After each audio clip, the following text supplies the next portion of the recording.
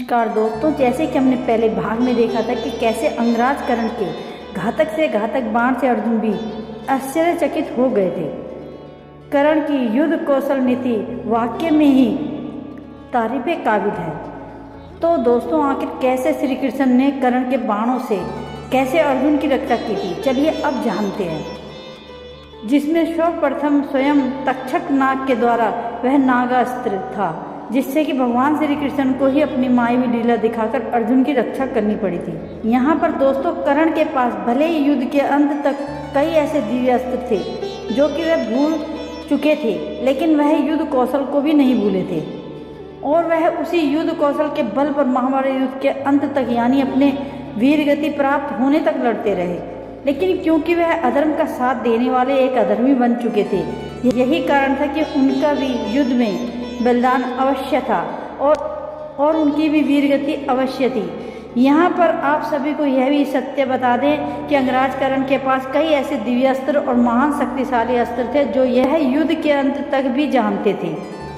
उनमें से उनके पास एक विजय धनुष नामक एक शक्तिशाली धनुष था, जिस पर चलने वाले बाण असंख्य रूप में शत्रु पर पड़ते थे।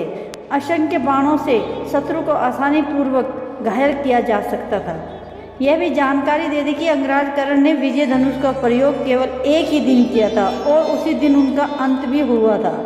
आप सभी को विजय धनुष के बारे में पहले भी हमने जानकारी देते हुए बताया था कि कर्ण के विजय धनुष से असंख्य बाण संधान किए जा सकते थे, जिससे कि वह आसानी पूर्वक शत्रु को परास्त कर सकते थे। दोस्तों, यहाँ पर हनुमान जी की और कर्ण की भेंट की बात की जाए तो आप सभी को बता दें कि हनुमान जी और कर्ण के मिलाप के बारे में हमने अलग अलग जगहों पर हमने इसके बारे में पता लगाया। तो यहाँ पर कुछ इस प्रकार निष्कर्ष निकल कर आए हैं कि स्वयं अंगराज कर्ण से हनुमान जी ने प्रत्यक्ष रूप में भेंट तो नहीं हुई, लेकिन अप्रत्यक्ष रूप में कर्ण को हनुमान जी की शक्ति का आभास अवश्य हुआ था।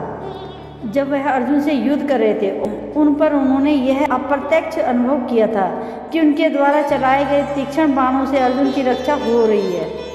उसके पीछे दिव्य शक्ति थी और वह यह भी जानते थे कि अर्जुन की रथ की ध्वजा में महाबली हनुमान जी की कृपा यानी कि स्वयं हनुमान जी विद्यमान हैं।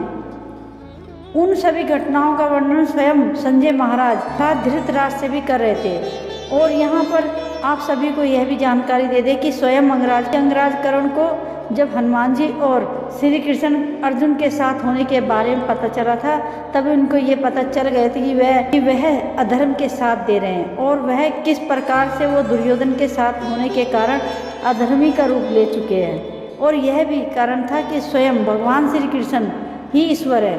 वही भगवान श्री कृष्ण कर्ण का साथ नहीं बल्कि अर्जुन का साथ दे रहे थे और महाबली हनुमान जी कृपा की छत्र छाया अर्जुन के सर पर ही थी। इसके पीछे का कारण था कि अर्जुन न्याय और सत्य के लिए लड़ रहे थे, जबकि कर्ण अधर्म का साथ दे रहे थे।